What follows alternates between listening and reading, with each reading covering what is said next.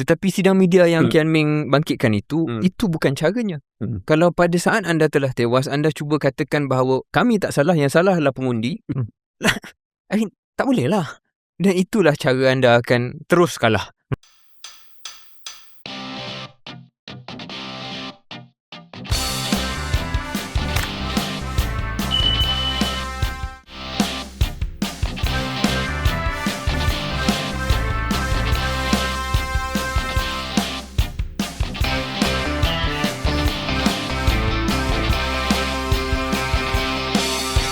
Assalamualaikum warahmatullahi wabarakatuh dan selamat datang ke episod 208 Keluar Sekejap bersama dengan saya KJ. Saya Syaril Hamdan. Saya Ong Kian Meng. Kian Meng, mungkin pada malam ini saya nak cadangkan awak tukar nama daripada Ong Kian Meng kepada Ong Stradamus. Ong Stradamus. Okey, kenapa tu KJ? Nostradamus adalah ahli nujum. Zaman-zaman dululah. Yang kononnya berjaya meramalkan ataupun predict kejadian-kejadian besar. Dan dalam kita the lead up kepada pilihan raya Negeri Sembilan, selepas Kian Meng buat ramalan, ada seorang menteri kabinet kanan jugalah, menteri kanan kabinet Datuk Seri yang mengatakan bahawa Ong Kian Meng adalah seorang fortune teller. Dan who does he think he is? Nostradamus.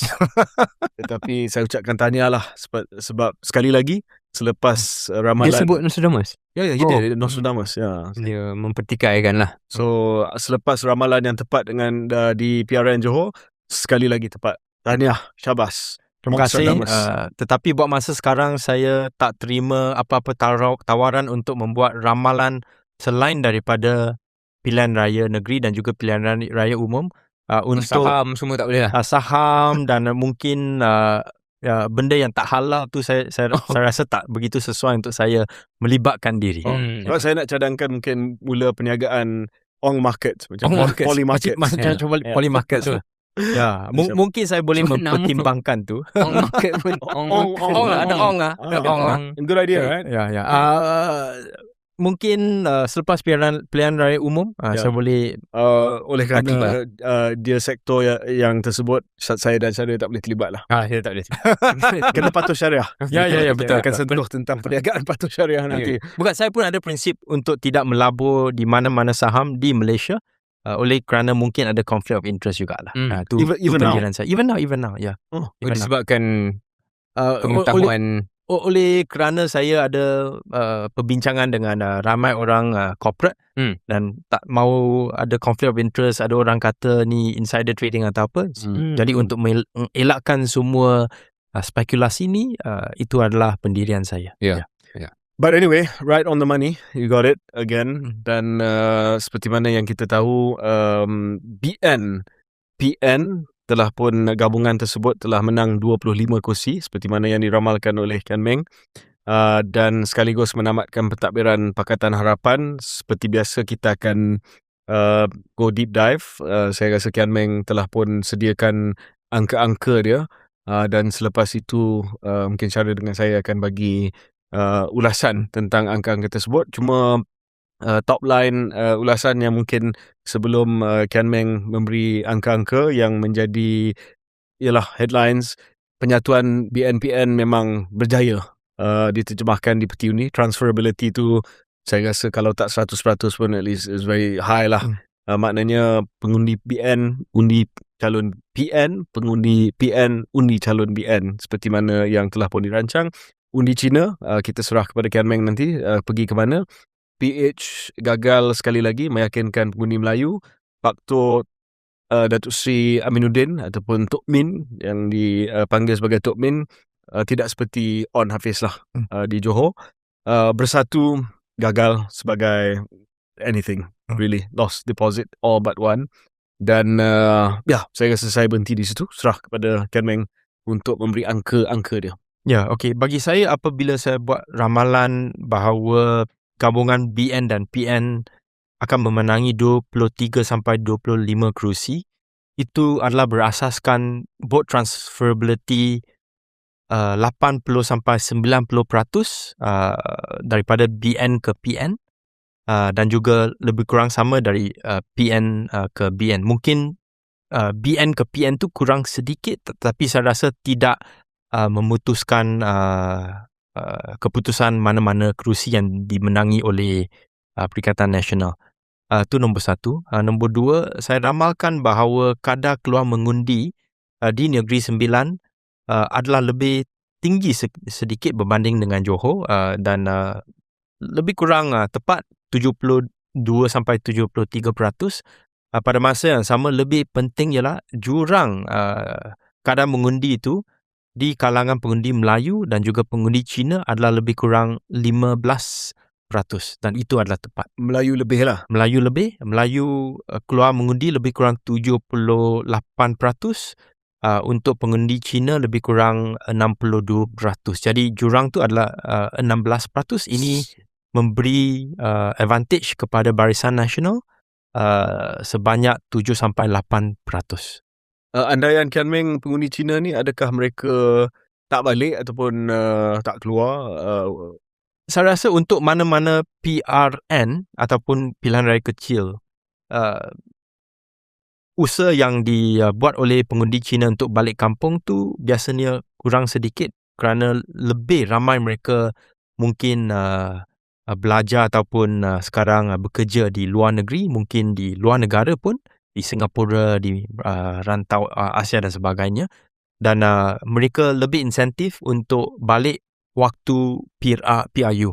Jadi oleh kerana itu saya rasa jurang perbezaan tu akan kekal, tetapi ada juga sebab di mana pengundi Melayu lebih bermotivasi untuk keluar untuk mengundi untuk menyokong naratif perpaduan Melayu ini.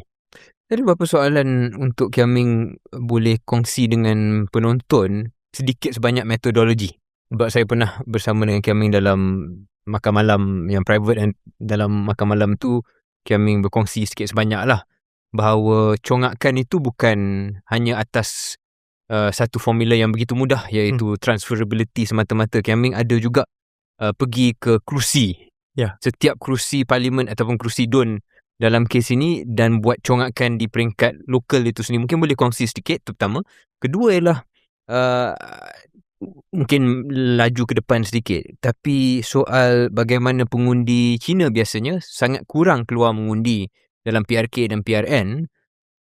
Kian Meng bersedia atau tidak untuk buat satu calibration kalau tahap sokongan kekal seperti ini, tetapi turn out kadar keluar mengundi Cina kembali pada satu tahap yang baik pada PRU akan datang, boleh tak kita dah start buat congakan keputusan PRU? Okey, respons saya untuk soalan yang pertama tu, khususnya untuk PRN Negeri Sembilan ni, oleh kerana ada persefahaman di antara BN dan juga PH pada PRN 2023. Jadi perhitungan tu ataupun congakan saya berdasarkan setiap kerusi. Kerana setiap kerusi saya mesti menghitung, kadar transferability undi daripada PH ke BN adalah apa, daripada BN ke PH adalah apa, dan juga dari BN ke PN adalah apa, dan ada banyak lagi formula. Itu adalah round 1, di mana saya pergi ke setiap kerusi untuk menghitung outcome berdasarkan transferability ini. Round yang kedua ialah untuk kerusi yang khusus seperti Cenah, saya membuat satu lagi round di mana saya lihat apakah perbezaan daripada assumption ataupun congakan pertama berdasarkan calon. Seperti calon Anthony Loke, saya anggarkan bahawa sokongan pengundi Cina tu adalah lebih tinggi berbanding dengan mungkin kawasan lain kerana memang ada motivasi untuk keluar dan juga untuk sokong dia. Pada masa yang sama, saya rasa di kerusi seperti Cenah, sokongan Melayu terhadap Anthony pun akan turun. Oleh kerana ada banyak tekanan daripada Barisan Nasional untuk memikat hati pengundi Melayu dengan naratif perpaduan, dan pada masa yang sama ada 6% pengundi orang asli di Cenah, dan saya rasa kebanyakan mereka, oleh kerana mungkin ada tekanan juga daripada kementerian, kebanyakan mereka juga akan beri sokongan kepada Barisan Nasional. Sama seperti Tok Min, ada juga adjustment di mana Tok Min saya bagi dia sokongan yang lebih tinggi di kalangan pengundi Melayu, tetapi ini tak mencukupi untuk beliau memenangi kerusi itu. Jadi adjustment tu adalah round 1 dan juga round 2 dan saya buat untuk setiap kerusi. Jadi itulah perhitungan yang membolehkan saya membuat adjustment untuk setiap kerusi dan membuat ramalan 23 sampai ke 25 kerusi. Soalan kedua tadi? Soalan kedua ialah saya memang boleh membuat congakan seperti itu ataupun perhitungan seperti itu di mana kadar pengundi Cina adalah lebih tinggi di PRU, tetapi bagi saya untuk PRU saya rasa assumption ataupun anggapan Pakatan Harapan sebelum ini bahawa kebanyakan daripada orang bukan Melayu yang akan keluar untuk mengundi, peratusan yang begitu tinggi akan beri sokongan kepada Pakatan Harapan mungkin tidak akan terjadi pada PRU yang akan datang. Itu mungkin kita boleh bincang dalam episod seterusnya ataupun mungkin boleh bincang selepas kita buat analisa tentang PRN Negeri Sembilan. Baik, kalau ada mana-mana bakal calon yang nak bertanding dalam PRU nanti, bolehlah jumpa Ong Kian Meng melalui saya. Saya akan ambil sedikit commission. Fee. But seriously, Kian Meng, dari segi metodologi dah sebut bukan metodologi yang mudah, straightforward, hanya campur PN dengan undi BN dulu sahaja, dan buat kiraan daripada itu, tetapi pergi kepada setiap kursi dan memberi sedikit weightage kepada setiap kes lah. Setiap kes yang besar lah, sebab mungkin mustahil untuk cek semua latar belakang. Nak mula dengan mungkin kejutan dengan Anthony Loke, ya. Okey, memang betul, dia ditolak oleh pengundi Melayu dan jumlah pengundi Melayu di China tu agak tinggi, 48% berbanding dengan 43% pengundi Cina. Yeah. What was his Chinese support in China, do you think? Saya rasa di China 95% So lebih kurang. Maintain? Max out dah. Max out. Tapi tak turun lah daripada PRN memang tak sebelum PRU. Memang tak turun. Tetapi kadar keluar mengundi itu turun sikit. Okay. Itu saya rasa make a bit of a difference. Dan kadar itu, adakah tadi Kian Meng sebut bahawa kebiasaannya pengundi Cina tak akan keluar ramai-ramai lah sewaktu pilihan raya kecil ataupun pilihan raya negeri. Tetapi adakah faktor penolakan itu ada terhadap Anthony? Saya rasa mungkin adalah kerana mereka berfikir bahawa PRN Negeri Sembilan ini tidak akan membuat apa-apa perubahan yang besar dari segi pentadbiran di Negeri Sembilan, dan mungkin mood di Negeri Sembilan itu tak begitu hangat berbanding dengan apa yang berlaku di Johor. Itu mungkin adalah strategi untuk meredakan suhu kempen di Negeri Sembilan, dan saya rasa itu ada pro and con. Tetapi saya rasa bagi keseluruhannya memang tidak ada apa macam gelombang besar seperti apa yang berlaku di tahun 2018, di mana kita boleh nampak ramai orang yang keluar untuk mengundi dan memberi sokongan kepada Pakatan Harapan pada tahun itu. Selain daripada kursi Anthony, di kursi-kursi lain yang DAP kalah dan PH kalah, ada tak nampak pengurangan sokongan pengundi Cina? Saya rasa pengundi Cina tu memang kekal, tetapi pengundi India saya rasa turun sikit. Saya belum lagi mendapat keputusan mengikuti saluran, tetapi untuk kerusi seperti Repa dan beberapa kerusi lain memang ada turun, saya rasa lebih daripada 10%. Analisa awal tentang pengundi India, dia pergi mana? Saya rasa masih lagi memihak kepada Pakatan Harapan, tetapi kadar sokongan tu mungkin dah turun kepada lebih kurang saya rasa 60% untuk Pakatan Harapan. Mungkin sedikit lebih tinggi berbanding dengan Johor, kerana saya rasa Exco India iaitu YB Arul di Negeri Sembilan memang ada daya tarikan beliau di Negeri Sembilan berbanding dengan Johor, di mana saya rasa tidak ada mana-mana calon India ataupun pemimpin India di kalangan PH yang boleh memberi gambaran dan juga sokongan seperti itu. Dan pada masa yang sama saya juga nak kata bahawa penyokong sokongan yang diberikan oleh pengundi Melayu kepada PN dan PN mencecah 80%. Jadi itu memang angka yang tinggi. Saya rasa untuk Pakatan Harapan kadar sokongan di kalangan pengundi Melayu tu kurang daripada 10%. Mungkin lebih kurang 7-8% saja. Yang gap, yang jurang lain tu kalau dipecahkan 5% kepada Bersatu tak cukup untuk memenangi untuk mengekalkan deposit selain daripada satu kerusi dan spot votes mungkin 2% macam tu. Mungkin boleh bincang sikit tentang kempen, ya. Syaril tak pasti Syaril telah mengikuti dengan dekat kempen di Negeri Sembilan ke tidak. More on PH's campaign lah. Let's start with PH's campaign first. Saya rasa PH cuba adjust sikit berbanding dengan Johor. Saya nampak tidak ada, nanti saya cakap perkataan ni dimarah pula, tidak ada keangkuhan.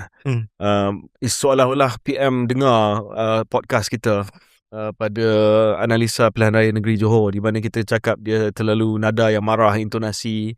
Saya nampak dia memang sangat-sangat lembut lah. Tone down sikit lah. Dari segi penyampaian dia lembut. And then dengan Tok Min pula, sebab Datuk Seri Aminuddin seorang yang memang lemah lembut, seorang yang bila berdepan dengan serangan pun dia jawab secara tak confrontational. Dia tak konfrontasi, jawab secara tertib. Dan memang ada usaha ke arah itu. Dan saya nampak di kalangan DAP pun, walaupun komen ada di bawah, tapi dia tak adalah macam Johor. Nampak macam dia cuba kawal diri dia lebih daripada itu. Tetapi nampaknya macam tak ada kesan kepada terutama pengundi Melayu lah. So maybe sebelum saya tanya Ken Meng kepada Syaril, ini kes Negeri Sembilan lah. Sebelum kita pergi kepada Melaka dan mungkin apa yang akan berlaku di PRU, oleh kerana pendekatan dan juga intonasi pun dah berubah. They had the advantage sebab dia ada track record kali ni. Kali ni bukan BN yang penyandang. Aminuddin could have pointed to, yalah, he did. Reserve naik, pendapatan negeri naik, pelabuhan, FDI meningkat, and masih lagi tak cukup. Adakah ada apa-apa yang boleh dibuat dari segi the campaign nanti untuk mengubah senario terutamanya di kalangan pengundi Melayu untuk PH, ataupun is this really the wave? That's it. Kalau setakat ni dalam musim ini, saya pun agak buntu kot kalau berada dalam kedudukan Pakatan Harapan, sebab macam kita sebut tu, nada dah berubah, tetapi barangkali pengundi Melayu dah buat keputusan. Dia dah buat keputusan atas semangat Penyatuan Melayu ataupun atas semangat mereka tak mempercayai kemampuan PMX dan Pakatan Harapan, sama ada isu politik identiti ataupun isu prestasi tu sendiri. Nanti kita boleh bincang respon Pakatan Harapan yang saya rasa tak berapa gentle lah selepas kekalahan itu, seolah-olah mengatakan bahawa kalau kamu tak undi kami, maknanya kamu tak pentingkan prestasi sebab prestasi kami ni hebat sangat. Jadi saya rasa itu, apakah di sebalik kebuntuan itu, apakah senario untuk Pakatan Harapan spring a surprise dan kembali mendapat cukup pengundi Melayu? Kalau tak 40-50% pun mungkin 30-35% dah cukup untuk buat sesuatu tentangan dalam PRU. Mungkin nanti kita boleh bincang corakkannya. But if Kiaming kata dalam kes Negeri Sembilan, dalam kes Johor 10-20% saja, peningkatan ke 30 pun ada meaning yang erti yang sangat besar lah. Bukan di Johor dan Negeri Sembilan kurang daripada 10%. Kurang daripada 10%, maknanya kalau dapat 30 pun adalah satu erti yang sangat besar lah dalam PRU nanti. Saya rasa ia banyak bergantung kepada UMNO. Is UMNO's to lose. And UMNO can lose it.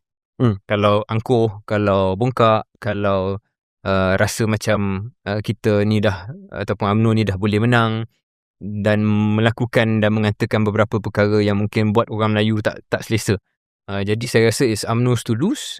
And Pakatan Harapan pula dan PMX, macam kita pernah sebut sebelum ini, soal simpati.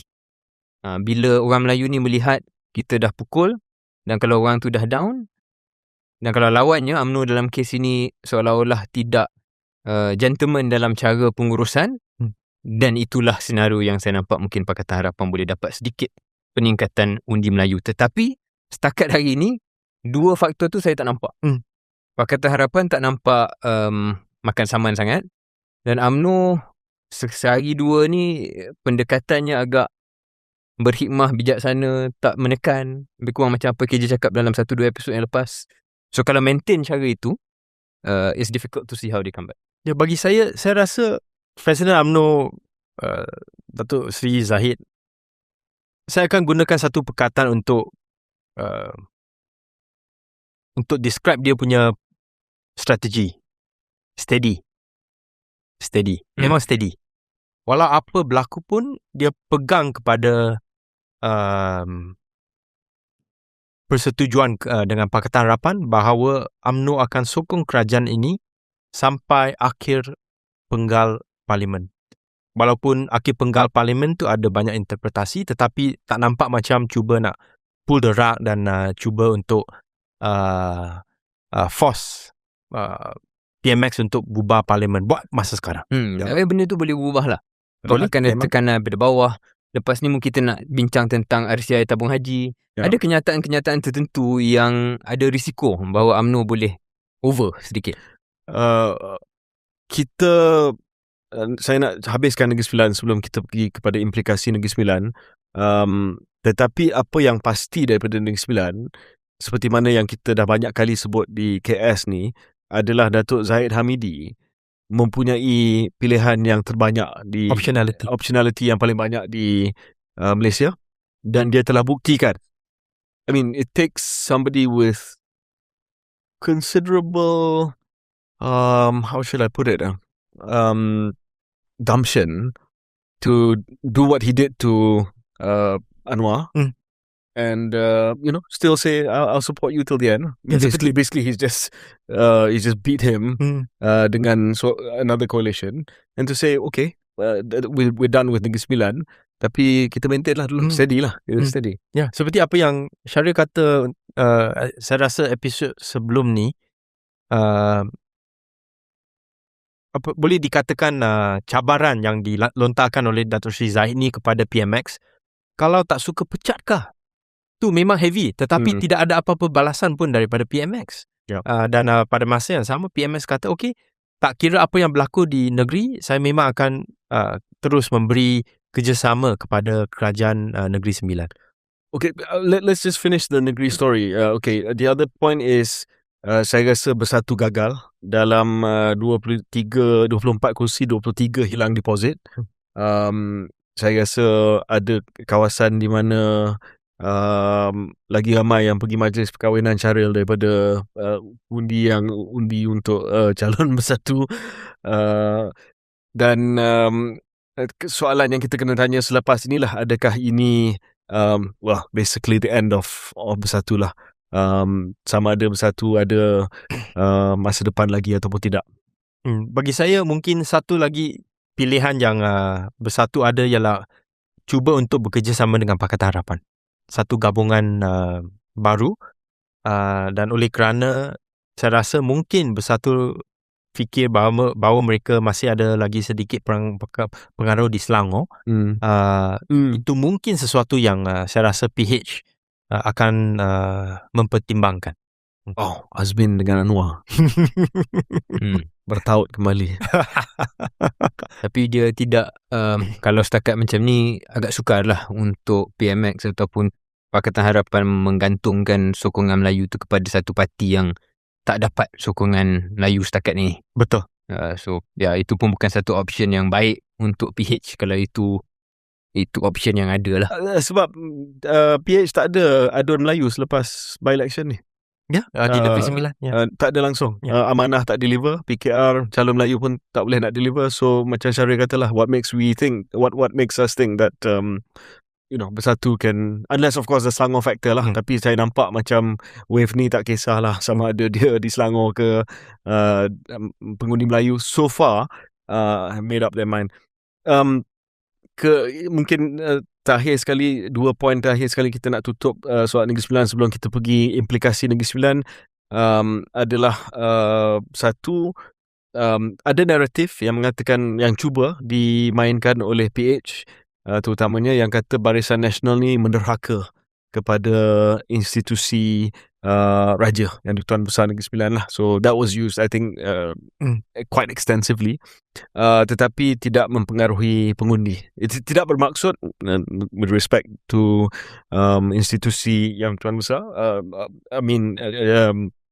tidak bermakna bahawa pengundi Negeri Sembilan tidak menghormati institusi raja di situ, tetapi saya nampak it didn't factor so much lah into the voting of the Malay voters. Saya rasa dari segi proses dan prosedur tu mungkin terlalu rumit untuk difahami oleh rakyat jelata di Negeri Sembilan. Tetapi saya rasa walaupun mungkin ada perkara yang dilakukan seperti tarik balik gelaran Datuk Seri Raisatin. Tapi anak dia menang. Anak dia menang, Danny menang di finally won. Well done, Danny. Well done, Danny. Tetapi saya rasa ini juga adalah sesuatu yang baik, di mana institusi raja tu tidak ditarik ke dalam gelanggang politik. And Syaril, mungkin minta pandangan Syaril, sebab saya sebab daripada Negeri Sembilan saya invested tentang perkara ni. Would you agree that my advice to the new BNP-led government, state government, is just not get involved in this lah.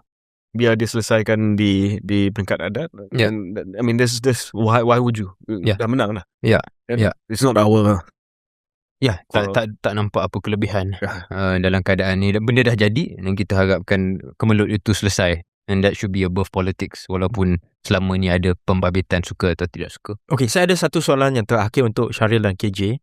Di mana ada sidang media selepas pengumuman keputusan, MB Selangor, Datuk Amiruddin pun ada kat sana, Khalid Samad pun ada kat sana, dan naratif yang mereka cuba so I know where you're going. Let me just finish the royal narrative, then we go there, because then kita pergi kepada isu yang lagi berat. Ini pemilihan Menteri Besar lah. Saya difahamkan Syaril ada 3 nama yang dikemukakan oleh Datuk Zahid kepada Istana Besar, yang Tuan Besar. Saya tak pasti 3 nama tu, saya tak nak sebut sebab nanti spekulasi nanti. But I think Jalal was there for sure. Maybe Mak Hassan, maybe Tok Mat. And then the third was Datuk Ismail Hasim. Datuk Ismail Hasim, veteran, a good friend of mine. 7 penggal. 7 penggal. Yeah, 7 penggal. And finally got his ambition prize, rezeki dia, alhamdulillah. Tahniah kepada Datuk Mail Hasim. Sangat soft spoken. Very nice guy, soft spoken, lawyer, qualified, good guy. And we wish him the best. Tetapi definitely not the front runner lah. Came from nowhere. Dan difahamkan sebab 3 nama tu, mungkin daripada 3 nama tu, ni kita buat spekulasi lah, ini nama yang diperkenan oleh Yang Tuan Besar. Saya nak bincang benda yang ialah dia ada kesan pada Negeri Sembilan, dia ada kesan pada Johor hari itu. Adakah kita sudah sampai ke era politik di mana untuk negeri, bukan untuk persekutuan, saya rasa dia tak akan sampai tahap tu lah sebab there are clear limits to this. Tetapi untuk negeri, sebab ada grey area, the calon Menteri Besar is never a done deal. Sebab the palace will always ask for choices. Are we there? Whereas parliamentary convention, at least sebelum tahun 2008, and then they started 2008 lah, Terengganu, Perlis, and it continues until today. And then we went through a lot of things, Zapera and all that kind of stuff, is that it is more of a back and forth with the palace, rather than the leader of the winning party coming to say that, sir, this is our calon Menteri Besar, and upon advice of the LA, this person commands the majority of the State Assembly. Saya rasa tapi saya rasa persekutuan pun kita dah kena terima bahawa kita berada dalam musim itu. Di mana kalau kita lihat apa yang berlaku selepas pilihan raya yang baru sebelum ni 2022, circumstances dia lain disebabkan tidak ada pemenang majoriti mutlak. Tapi di situ pun barangkali ada option yang mana istana telah memilih option yang sedia ada ni lah, iaitu Pakatan Harapan Barisan Nasional. Dan kita dengar bahawa, saya rasa ramai orang dah bersetuju bahawa ada satu ketika satu kerajaan perpaduan yang sebenar juga disyorkan. Jadi itu pun dah kira institusi raja, dan dalam kes itu Yang di-Pertuan Agong pada ketika itu memilih untuk secara proaktif cuba membentuk. Jadi I don't think ini hanya soal negeri. Mungkin negeri lebih obvious disebabkan perlembagaan negeri itu secara keseluruhannya pun banyak memberi kuasa yang lebih kepada institusi raja. Tapi dalam hang parlimen Syaril, tapi ini kalau kemenangan mutlak. Seperti apa berlaku di Johor. So Selangor juga.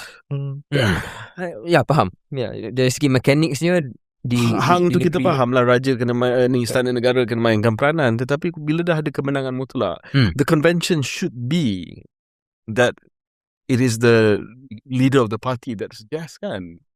Tapi I mean, maybe that train has left the station. I think the train has left the station. And then sepaham saya, as a general rule, perlembagaan negeri lain-lain, undang-undang tubuh negeri lain-lain, tapi dia serupa dengan persekutuan, kan, iaitu jumlah majoriti adun menyokong individu itu. Now, adun nak sokong individu mana pun ada pengaruh kot daripada institusi lain. So, I think the royal institutions will come back and say, in the opinion of the monarch, this person commands the majority, and the only person who can. But in that case, it's the same for federal as well. It's an opinion. Correct. So that's why I raised this. But ini adalah satu point constitutional, because the only person who can understand what the opinion is the monarch himself. Sure. Ya, kita berada dalam era yang lain lah. I don't know how long this era lasts. Kita tak tahu. Tak semestinya dia one way. Dia ada juga situasi di mana kalau satu coalition yang dominan muncul kembali, dan mungkin the power, if you like, the influence goes back to the politician atau the political class, but it can swing back and forth. Satu lagi perkara tentang isu ini adalah jika pada pilihan raya umum 16 keputusan dia jelas, tetapi keputusan dia jelas kepada gabungan BN-PN yang mendapat majority, bagi 3 nama, tapi BN dengan PN hampir sama. This raises that question. Anyway, something for us to think about. Jameng, let's go to response daripada Pakatan Harapan. Kenapa mereka kalah? Ya, jadi apabila saya membaca dan juga mendengar sidang media itu, yang message yang dihantarkan oleh Menteri Besar Selangor dan juga Khalid Samad ialah kami kalah kerana ada naratif perkauman dalam kempen PRN di Negeri Sembilan. Dan bagi saya rasa it works both ways. Kerana sebelum ni mungkin Pakatan Harapan pun ada manfaat ataupun benefit daripada laungan mungkin secara indirect, di mana mereka kata pengundi bukan Melayu mesti bersatu supaya boleh mendapatkan kuasa yang lebih. Tetapi sekarang apabila ada penyatuan parti Melayu dan juga pengundi Melayu untuk BN dan PN, naratif tu mula macam berubah sedikit. Saya nak tanya pandangan Syaril dan juga KJ. You can have it both ways lah. Sebab saya nampak dulu, ialah especially di kalangan pengundi di AP, apa yang kita selalu sebut sebagai dog whistle ataupun coded reference kepada Green Wave, kepada betapa pentingnya pengundi Cina kena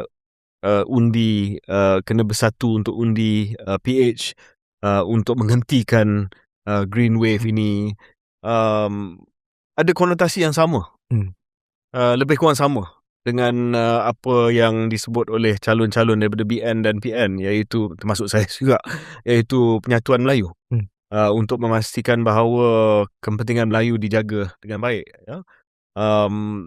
Of course, in both cases tak sebut bahawa at the expense of the others. Kita tak pernah sebut. Dan to be fair, PH pun tak pernah sebut. Tapi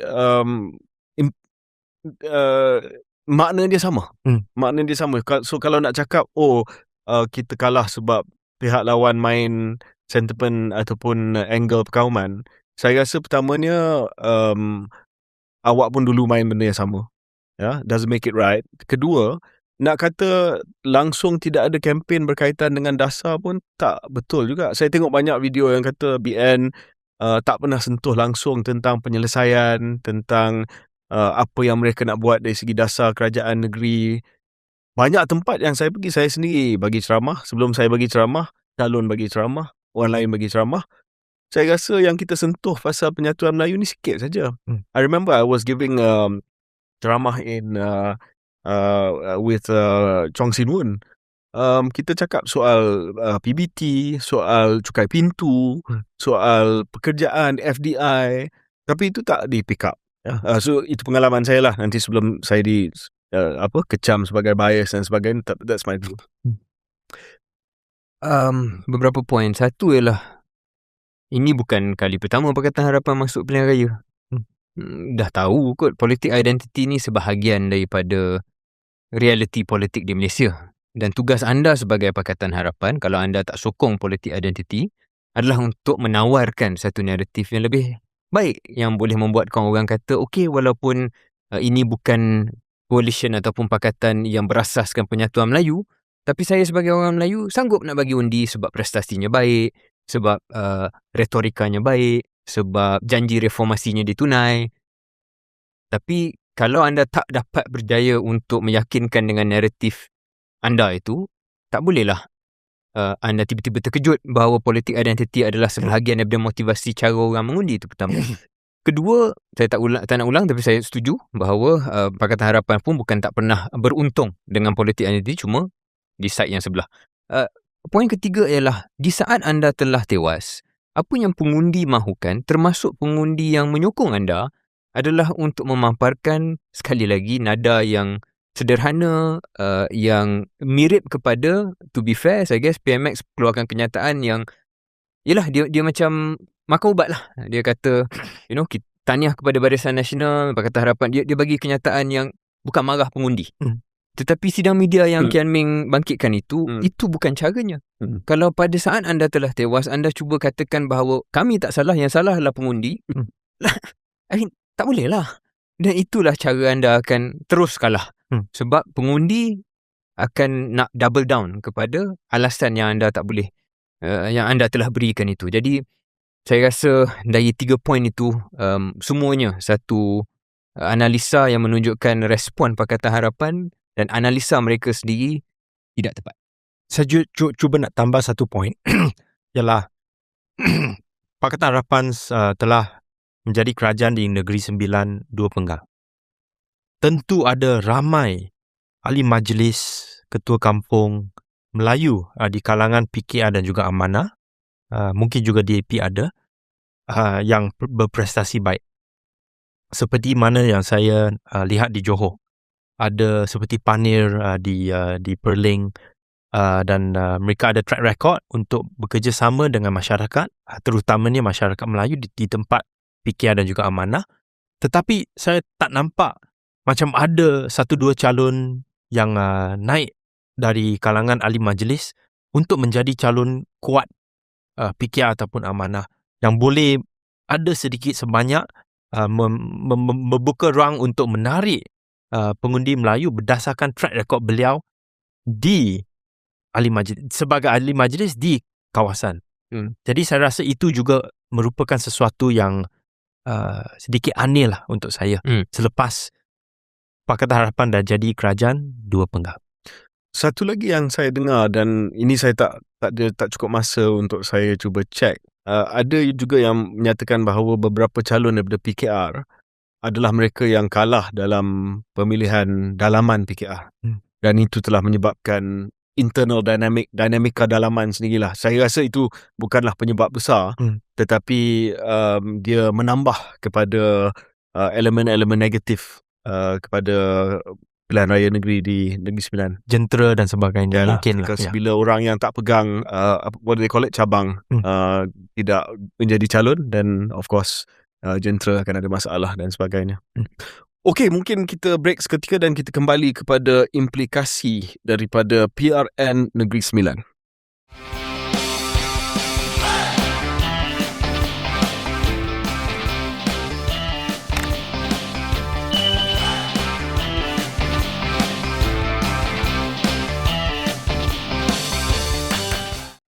Assalamualaikum, kembali ke episod 208 Keluar Sekejap bersama saya Syaril, KJ dan juga Kian Ming.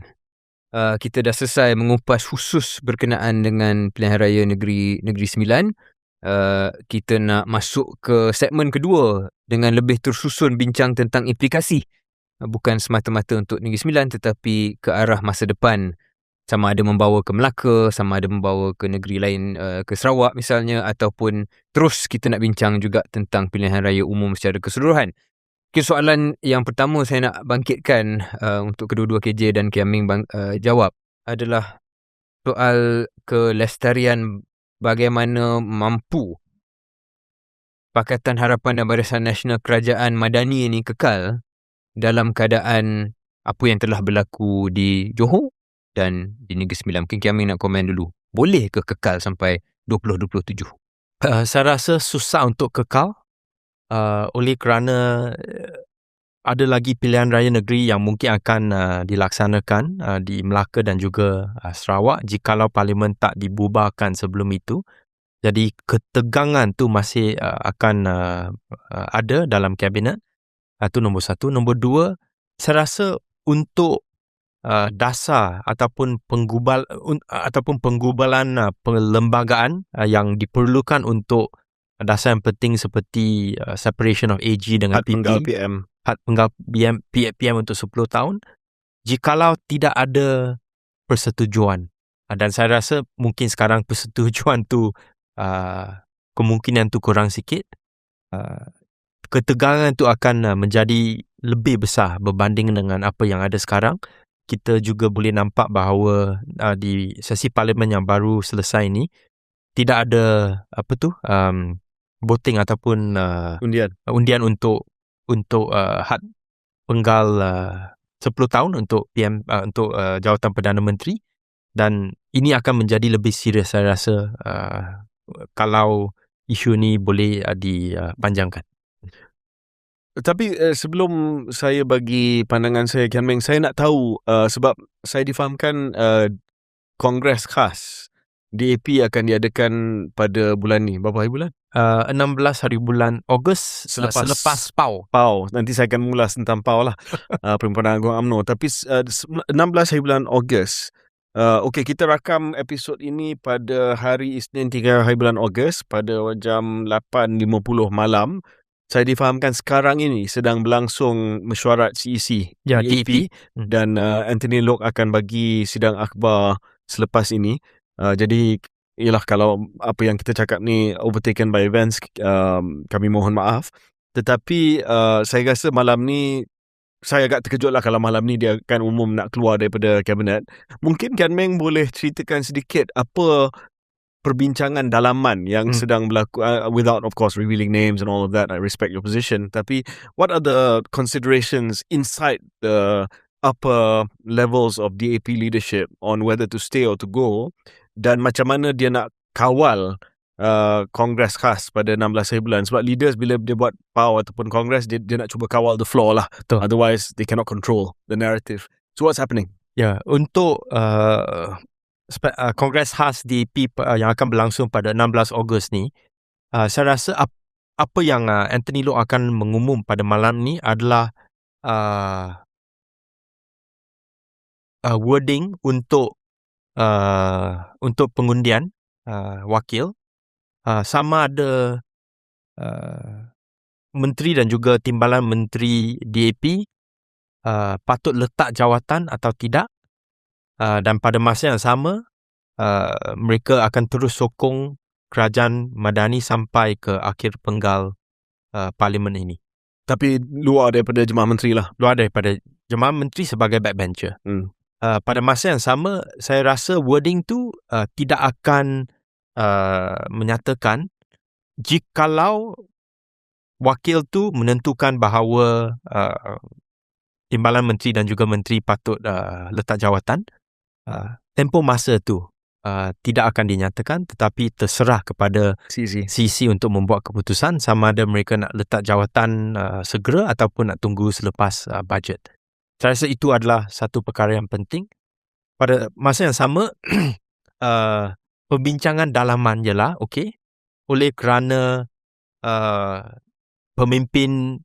semua pemimpin DAP ada pengaruh mereka sendiri untuk memberi arahan kepada cabang di bawah kawalan mereka untuk mengundi satu cara atau cara yang lain. Mereka juga akan ambil kira apakah perhitungan sama ada nak support untuk letak jawatan, apakah pros and cons, ataupun nak support untuk tidak letak jawatan, kekal dalam kabinet pros and cons. But Kian, kalau mengikut angka tadi, Chinese support untuk DAP dah max 95%. Apa bezanya kalau duduk dalam ke tak? I mean, who else are you trying to win over? You got max already. So kalau letak jawatan pun saya rasa tak ada siapa yang akan kata wonderful, kita akan pergi sokong DAP sebab DAP dah max. Kalau kekal pun tak ada siapa yang akan kata sebab dulu pun dah undi di Negeri Sembilan apabila DAP kekal dalam kerajaan. So I don't understand what the consideration is here. Saya rasa buat masa sekarang oleh kerana PRN Johor ada keputusan seperti itu, NS pun, Negeri Sembilan pun ada keputusan seperti itu. Saya rasa kebanyakan ahli pemimpin DAP dan juga ahli parlimen berfikir bahawa kalau situasi ini berlanjutan dan ada PRN Melaka, Sarawak di mana keputusan tu akan sama, mungkin lebih teruk lagi. Jadi naratif tu akan bertukar kepada jikalau PRU akan berlangsung mungkin tahun depan, lebih ramai pengundi Cina akan ambil kira kalau BN akan menang bersama dengan PN, lebih baik saya membuang undi untuk MCA berbanding dengan DAP, kerana DAP tu memang akan menjadi pembangkang. Saya nak cover sikit untuk sebahagian kerusi, terutamanya kerusi di mana ada mix lah, ada pengundi Melayu, ada pengundi Cina, ada ramai sikit ahli parlimen MCA lah. Saya rasa itu adalah cadangan yang dilontarkan oleh seorang tetamu di Keluar Sekejap, tidak lain tidak bukan Datuk Seri Chua Soilik. Dia pun ada suggestion seperti inilah. Not bad reading from him. Tetapi saya rasa ini perlu tempoh masa yang lebih panjang. Dan jikalau pemimpin DAP ada fikiran sama, lebih baik mungkin mereka akan memberi sokongan, memberi arahan kepada wakil untuk sokong letak jawatan, supaya mereka boleh kata kepada PM, ini bukan keputusan kami sebagai CEC, ini adalah keputusan wakil yang kami mesti menghormati. Jadi all that is left to decide ialah nak letak jawatan segera ataupun nak letak jawatan selepas bajet. Kalau nak letak jawatan selepas bajet, pandangan saya lah, saya tak tahu sama ada Khairi akan dan Syarif akan setuju atau tidak. Kalau mereka kata saya akan letak jawatan bulan Disember selepas bajet dan di Dewan Rakyat dan juga Dewan Negara, ada kemungkinan bahawa UMNO akan menggunakan kesempatan ini ataupun peluang ini untuk tarik balik sokongan ataupun resign en masse, letak jawatan semua ahli jemaah menteri UMNO pada bulan Januari. Dan ada kemungkinan ini akan mencetuskan pembubaran parlimen dan pilihan raya umum akan diadakan di akhir bulan Februari, selepas Tahun Baru Cina dan sebelum Hari Raya. Ada ramalan ni? Ni ramalan. Wow. Ni OKM punya ramalan. Dan jikalau itu berlaku, kadar keluar pengundi Cina akan turun. Sebab dia dah balik dah untuk Raya Cina. Dan mungkin kadar mengundi di kalangan pengundi Melayu akan naik kerana nak balik kampung untuk menyokong kerajaan perpaduan di antara PN dan BN pada masa yang sama untuk menyambut Hari Raya juga. Itu adalah satu senario yang boleh berlaku. Banyak kita boleh bincang ni KJ dan Kian Ming, tapi saya nak ambil satu bahagian daripada ulasan Kian Ming tu, iaitu soal saya tertarik bagaimana dari analisa Kian Ming ada kemungkinan apabila DAP sudah dianggap oleh ramai pengundi Cina bahawa kemungkinan besar akan duduk di blok pembangkang, maka di situ akan secara taktikal memberi lebih banyak undi kepada MCA daripada mungkin sebelumnya. Ya.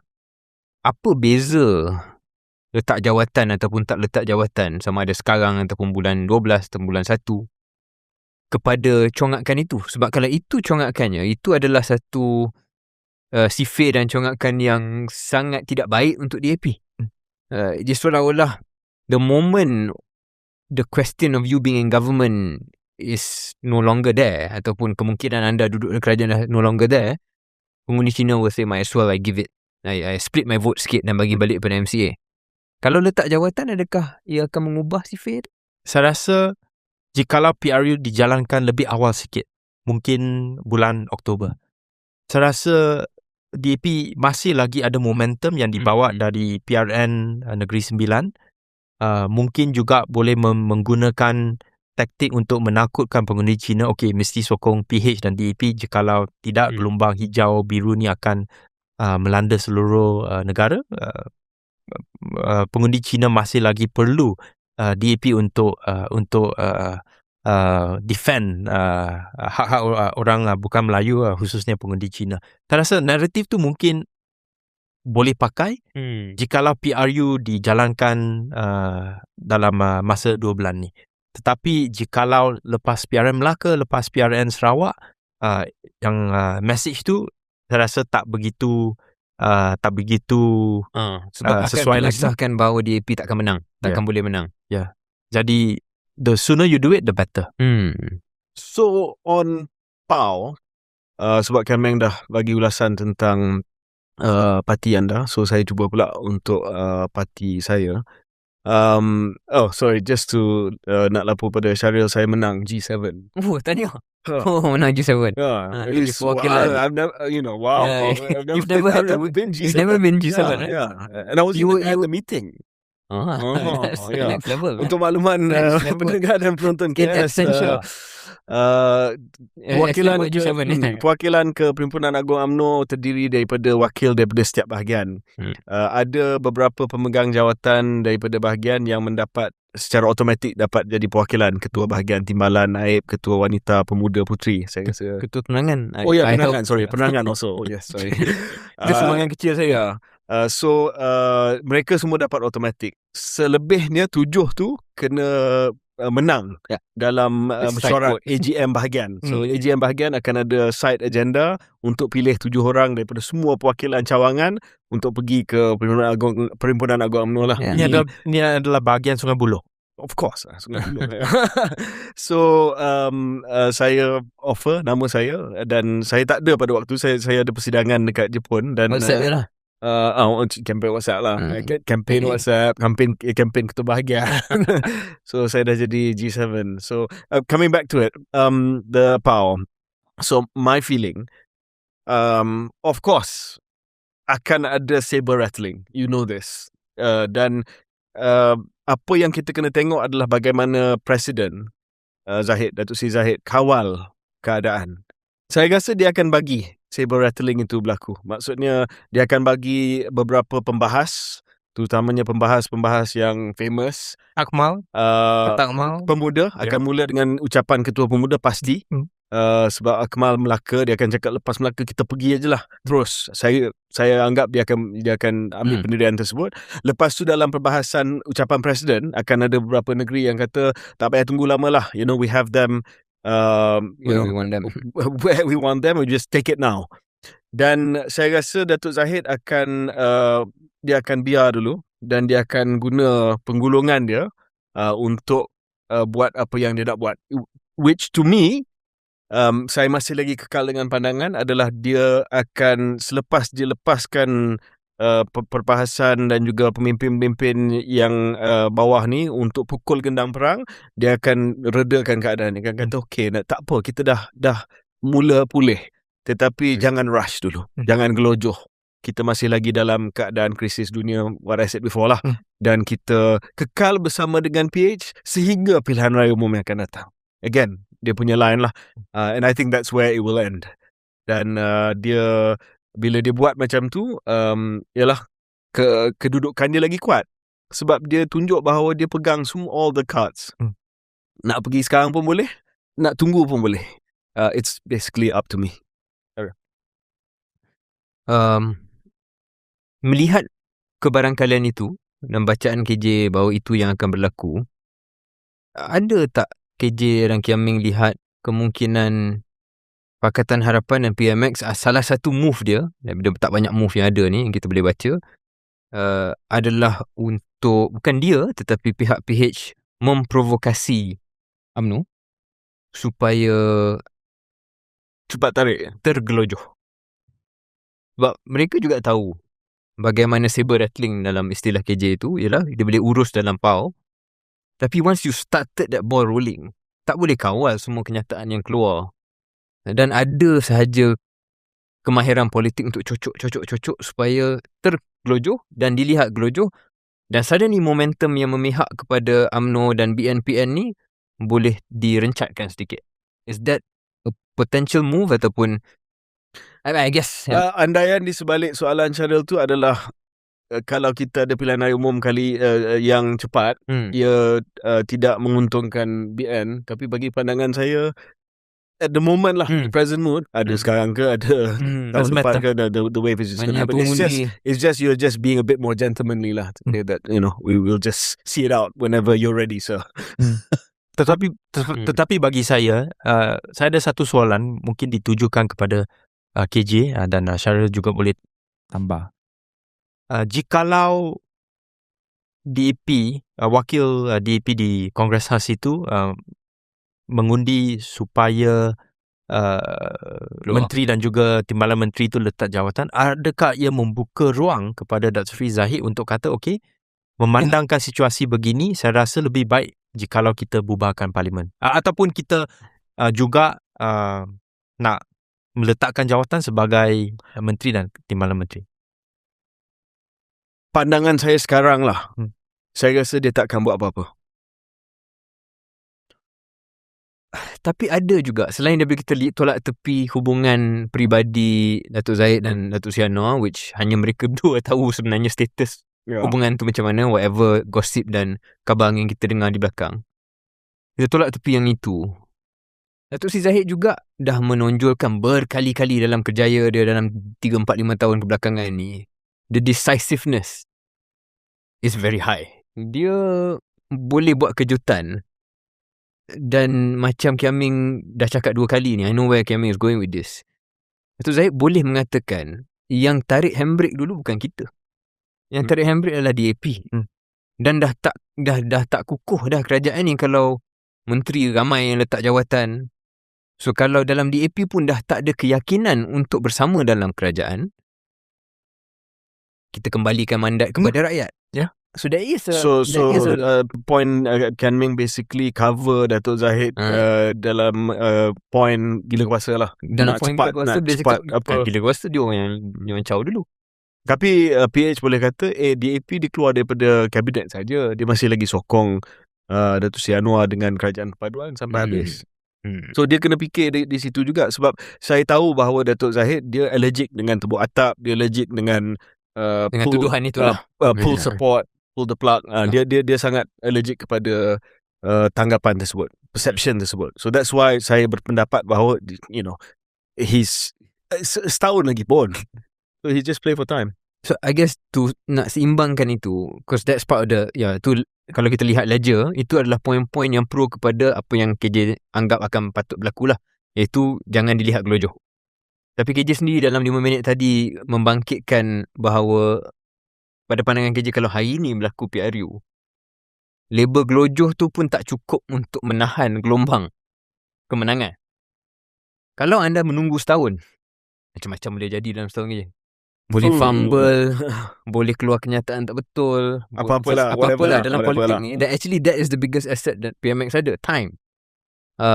Mungkin kita tak nampak apa yang dia boleh buat, tapi dengan masa tu macam-macam boleh berlaku. Menarik. Adakah UMNO dalam keadaan sedang menang ni, gelombang ini, nak merisikokan kebarangkalian menang dengan mengizinkan masa berlalu? Saya rasa itu yang Pau akan bahaskan. Saya rasa Pau, yang kedua Melaka. Melaka juga adalah satu lagi titik yang saya rasa akan mengesahkan gelombang kali. Dan kalau mengesahkan, of course the temptation to do that. I actually buy your point lah. Sebab the only card, and then I'll ask the question after this, tetapi the only card that PM has is time. And hope, dia harap bahawa ataupun dia rancang dan dia harap sesuatu berlaku yang boleh mengubah naratif the tide ataupun arus ke arah dia. Which brings me to PH, Kian Meng. Dan saya nak tanya Kian Meng dulu, lepas tu kita free flow. Yalah, dalam kita punya phone ni, setiap hari kita akan letak alarm untuk kita bangun, wake up call. Ini ibarat wake up call, tetapi dah snooze 3 kali dah. Sabah dia tekan snooze, PH lah. Lepas tu Johor dia tekan snooze, Negeri Sembilan dia tekan snooze. Dia tengah tidur best kan, dia belum bangun lagi. When will this dawn upon, especially PMX? Dan tadi kita ada bincang sikit, tapi dengan lebih teliti lah, apa yang dia boleh buat. Ada yang kata dia kena tegas, dia kena bawa orang ke mahkamah, dia kena pecat semua yang kononnya derhaka, dia kena push dia punya reform agenda, apa sajalah reform agenda yang tertangguh semua ni, sebab dia orang kata sekurang-kurangnya kalau buat benda ni semua mungkin boleh turn the tide, ataupun kalau tak boleh turn the tide pun at least leave legacy, place of glory, the legacy lah.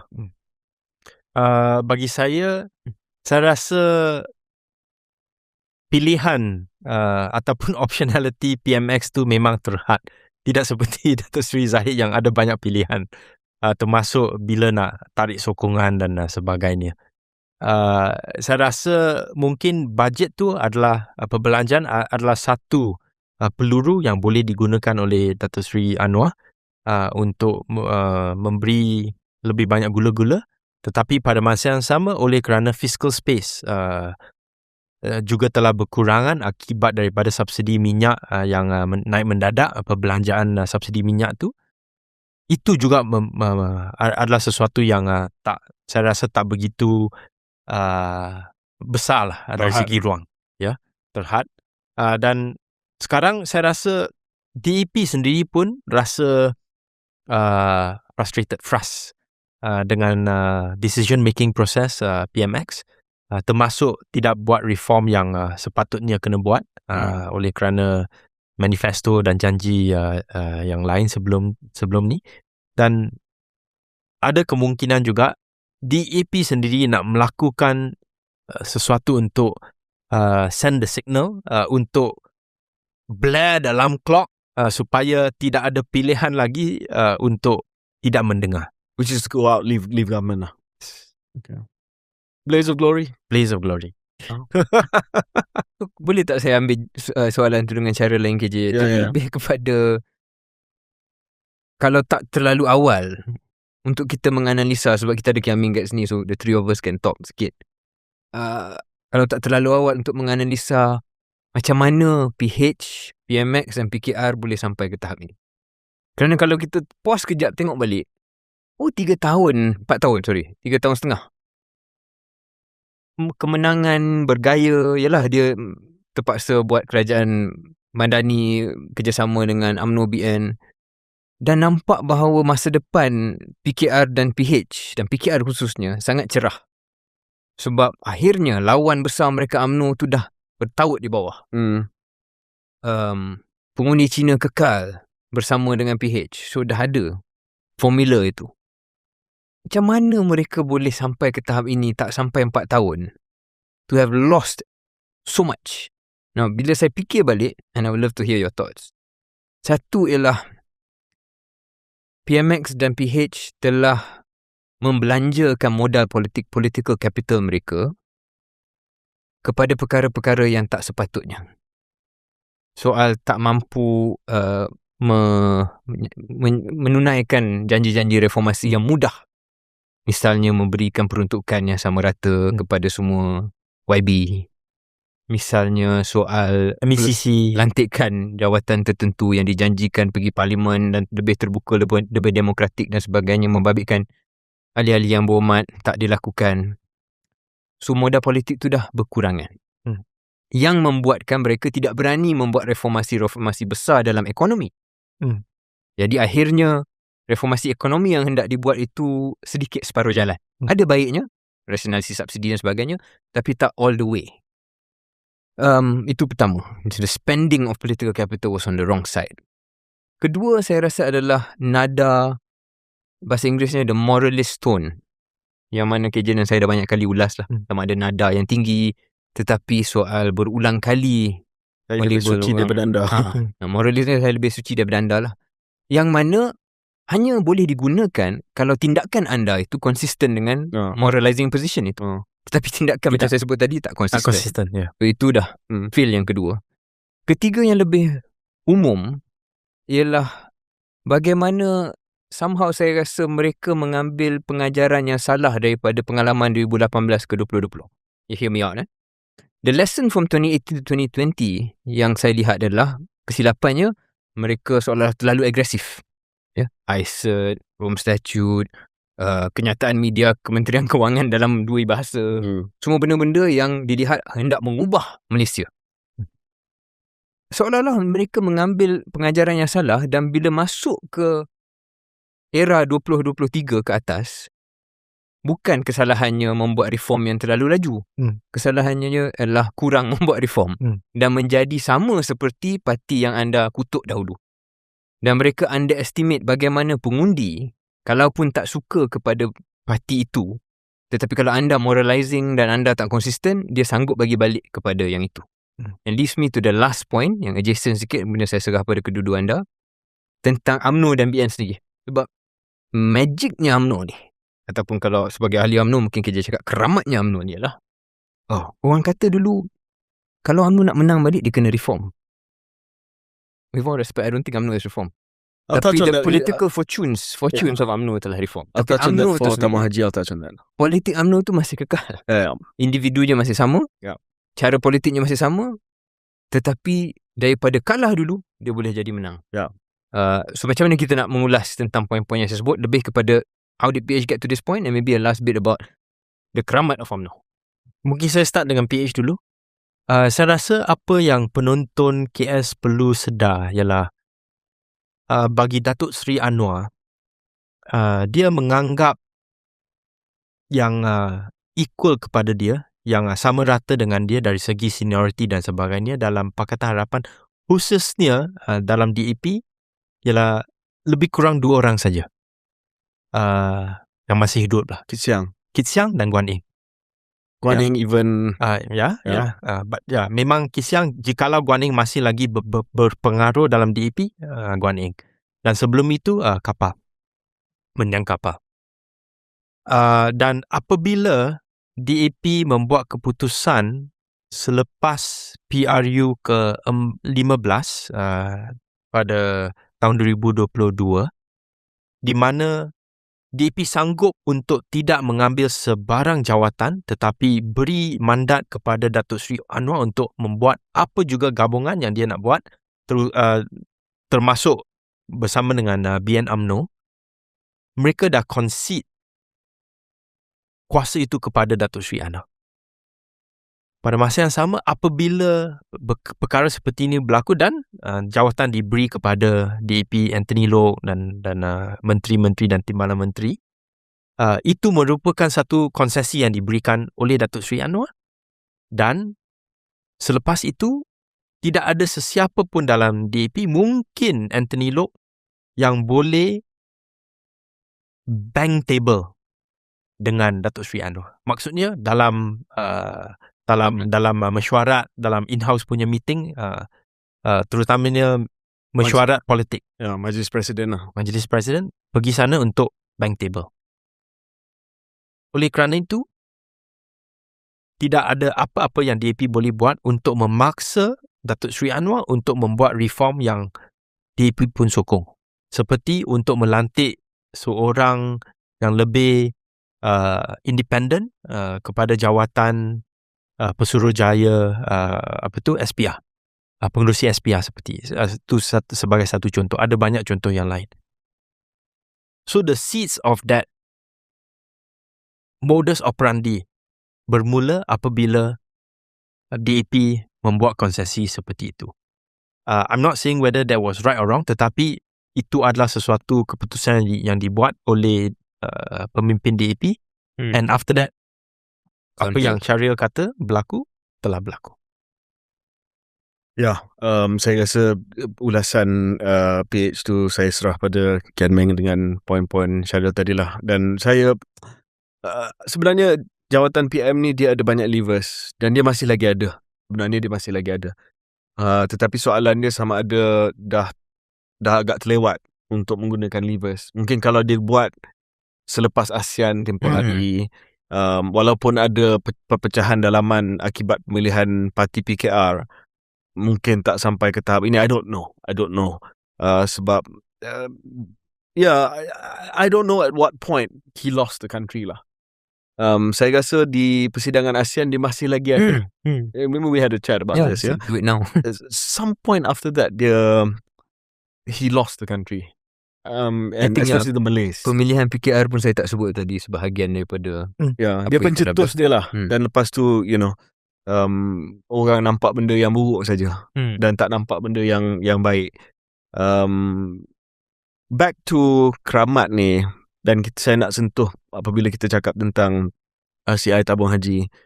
UMNO ada dilema, Syahril, dan Syahril you're very familiar with this dilemma.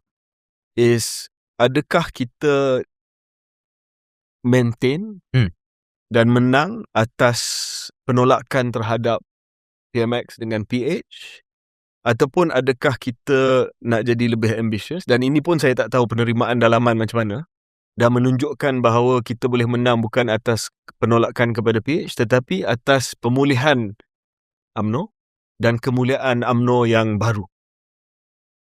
So you have to make a strategic choice as leaders in UMNO whether or not that's too far for you to do now.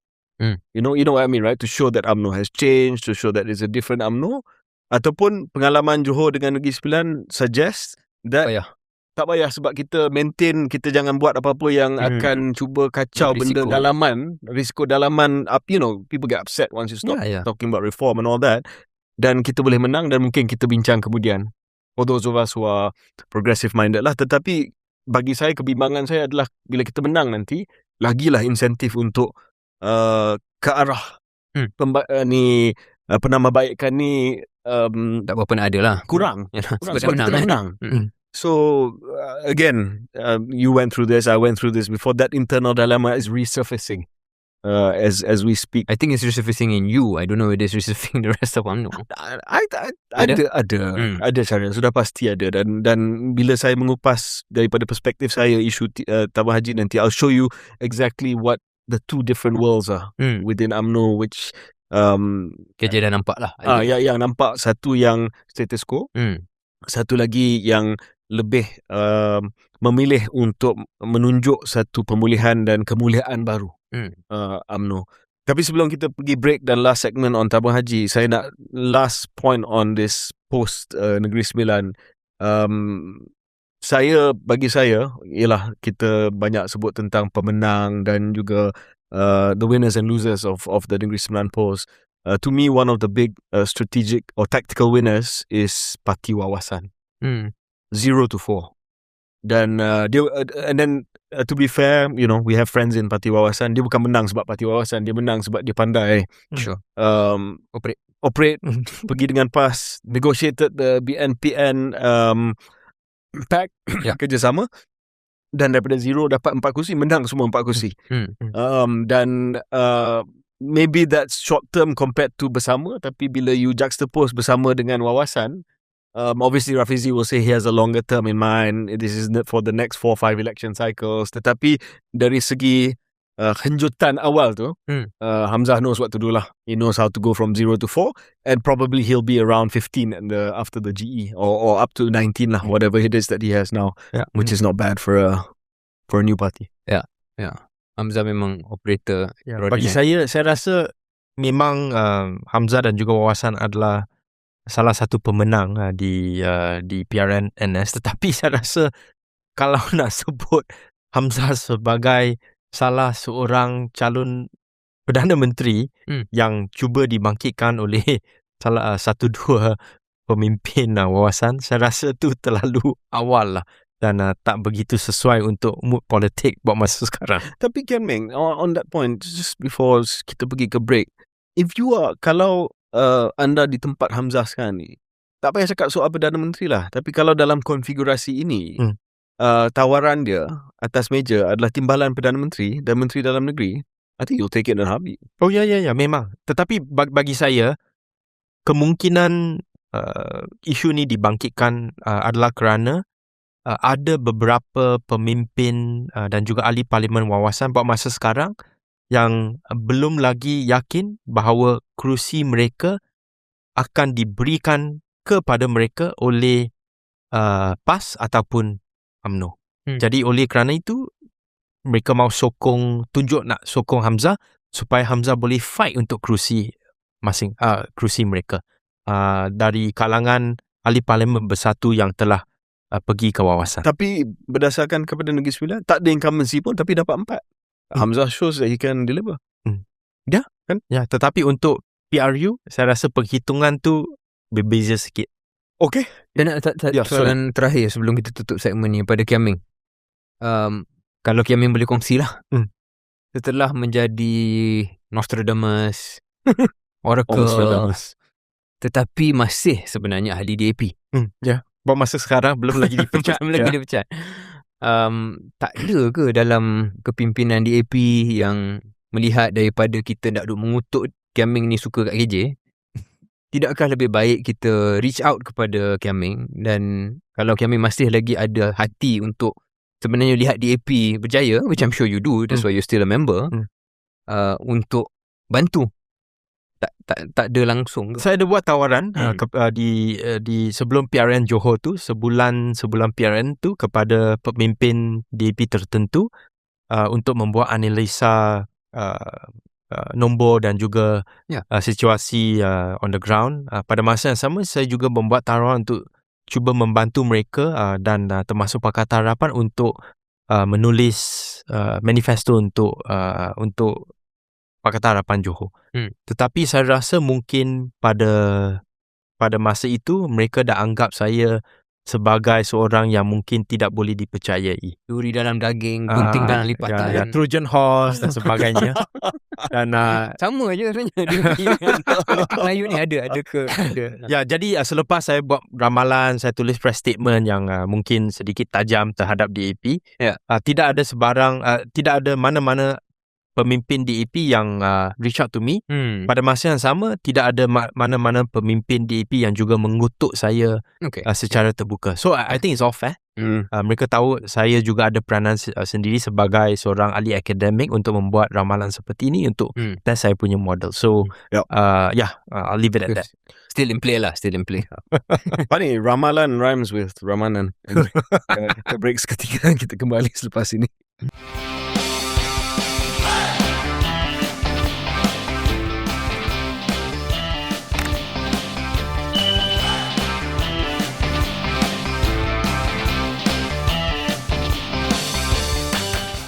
Selamat kembali ke episod 208 Keluar Sekejap bersama saya, Syaril, KJ dan juga Kian Meng.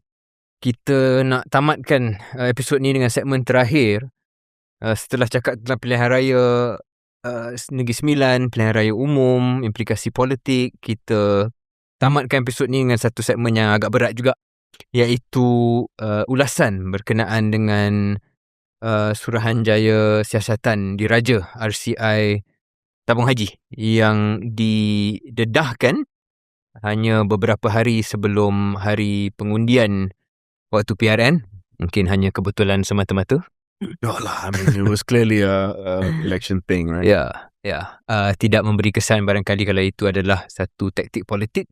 Tetapi tolak tepi congakan politik sewaktu pilihan raya negeri, ia masih merupakan satu dokumen yang wajar kita kaji, yang wajar kita ulas di Keluar Sekejap ni. Sebab ia banyak sebab lah.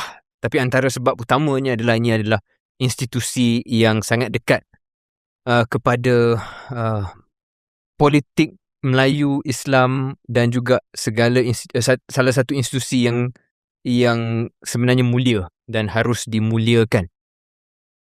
Secara ringkas, sebab saya yakin ramai yang dah baca, kita pergi satu persatulah tapi tak panjang tentang apakah findings ataupun dapatan daripada RCI ni. Pertamanya ialah soal, mungkin sebelum tu KJ dan Kiaming, kita nak ingatkan pendengar apa yang berlaku pada tahun 2018 selepas Pakatan Harapan menang, PH 1.0, di mana sejurus selepas kemenangan itu tak lama dialihkan aset-aset tabung haji yang dianggap aset yang sakit lah, aset-aset yang tak berjaya memberi pulangan, diberikan kepada UJSB, Urus Harta Jemaah Sendirian Berhad, satu SPV di bawah Kementerian Kewangan. Waktu itu Menteri Kewangannya Lim Guan Eng. Dan SPV itu pendek cerita dia beli aset-aset yang bernilai 9 bilion, tak silap saya, tapi dia beli dengan harga 19 bilion. Dan dia pulangkan sukuk kepada tabung haji supaya di atas kertas ataupun balance sheet tabung haji, aset yang 9 bilion tu digantikan dengan sukuk 19 bilion yang membolehkan tabung haji bayar hibah pada tahun tersebut lah, tahun 2018. Tapi cerita je kenapa saya bangkitkan perkara itu adalah bermakna pada 2018 sudah jelas ada satu hole atau lubang di situ, di mana perlu bail out yang dilaksanakan melalui UJSB. Sekejap lagi kita akan bincang tentang apa yang berlaku selepas 2018. Tapi apa yang didapati oleh RCI Tabung Haji adalah antara elemen di mana tabung haji telah ada masalah. Pertamanya ialah tindakan dan langkah menggunakan creative accounting. Creative accounting ini telah membolehkan tabung haji melaporkan seolah-olah asetnya melebihi liability. Ini adalah khusus di tahun 2017. Tetapi dapatan juga menunjukkan bahawa aset sebenarnya kurang daripada liability ini balik daripada tahun 2014 lagi. Dan apakah creative accounting ini? Creative accounting ini menggunakan konsep realizable asset value yang mana tidak sama dengan akaun yang telah diaudit pada tahun tersebut. Kalau akaun yang telah diaudit jelas bahawa liability melebihi aset, bukan aset melebihi liability. Tetapi kalau pakai RAV ni, realizable asset value, ya seolah-olah kita boleh gunakan apa saja hujah dan rasional kita untuk membuatkan satu aset yang mungkin nilainya RM10, kita buat macam dia RM15. Itulah pendek cerita dapatan pertama. Kemudian ada masalah kedua, iaitu tidak buat rosot nilai ataupun impairment. Impairment ni adalah apabila satu aset itu kalau dulunya kita beli pada RM10 tetapi hari ini nilainya adalah RM5. Kita kena declare lah kita dah lost RM5. Tetapi dia tak buat supaya keuntungan boleh dicatatkan. Kalau tadi soal balance sheet, asset dan liability, ini adalah income statement. Seolah-olah ada keuntungan sebanyak 3.4 bilion when actually sepatutnya adalah kerugian sebanyak 1.4 bilion. Jadi ini adalah untuk 2017. Dua poin yang saya sebut tadi, iaitu sebenarnya aset kurang daripada liability, dan keduanya sebenarnya anda tak untung pun pada tahun 2017, bermakna kedua-dua itu bermaksud tak boleh bayar hibah. Tapi disebabkan dua perkara itu dibuat secara kreatif dan juga tak buat impairment, itulah yang menyebabkan boleh bayaran hibah itu dikeluarkan pada tahun 2017 dan menggunakan wang pendeposit, which is wrong. Sebab you ambil wang pendeposit, lepas tu you bagi balik hibah. And that's wrong lah. Salah, tak ada cara untuk defend perkara itu. Dapatan seterusnya adalah soal ketidaktegasan audit negara. Ketua audit negara, Jabatan Audit Negara dilihat kurang tegas apabila mengekalkan pemberian sijil audit bersih bagi penyata kawangan tabung haji pada tahun 2014 hinggalah 2017, walaupun sudah banyak isu material berkaitan kemampuan sebenar TH untuk membayar hibah berdasarkan apa yang telah disebut tadi. Kemudian ada juga soal lain, isyarat ataupun amaran, red flag yang diberikan oleh bank negara sendiri. Tidak diambil tindakan sewajarnya Saya juga membaca beberapa dapatan-dapatan lain seperti soal urus takbir yang boleh dipersoalkan, soal pengurusan tertinggi tabung haji yang duduk juga di anak-anak syarikat yang membuatkan konflik of interest yang terlalu banyak, soal pemberian bonus pada tahun di mana sebenarnya anda defisit. Itu semuanya lah ya, memberi gambaran bahawa ada soal campur tangan politik, ada soal takbir urus, ada soal creative accounting. Semuanya membawa kepada kecederaan imej tabung haji yang membawa kepada yang saya sebut tadi, langkah pada tahun 2018. Jadi mungkin KJ boleh mulakan dulu secara umum apakah respon kepada dapatan-dapatan RCI tabung haji, kemudian kita boleh bincang tentang respon kepada dapatan ini di kalangan pemain-pemain politik semua parti. Of course, dapatan Suruhanjaya Diraja, Suruhanjaya Siasatan Diraja berkaitan dengan tabung haji ni adalah satu dapatan yang serius yang menunjukkan banyak kelemahan yang telah pun berlaku dalam pengurusan tabung haji, terutamanya sebelum tahun 2018. Dan saya akui bahawa itu adalah pada zaman Barisan Nasional. Dan kelemahan ini bukan kelemahan yang kecil, tapi kelemahan yang besar. Dan nampak gaya kelemahan yang sistemik. Sebab ia bukan hanya melibatkan pengurusan tabung haji, tetapi juga mempersoalkan ketegasan Jabatan Audit Negara, syur-syur yang dikeluarkan oleh beberapa institusi seperti BNM tidak diendahkan, dan ini telah menyebabkan tabung haji berada dalam risiko sistemik, ya, di mana jika sesuatu tidak dibuat pada tahun 2018 dan kita akui bahawa tindakan itu perlu dibuat, maka ia mungkin boleh menimbulkan risiko banyak penyimpan ataupun depositor dalam tabung haji akan keluarkan duit mereka. Dan itu kita dah nampak pada tahun 2019 ada usaha untuk keluarkan duit sebelum tabung haji distabilkan.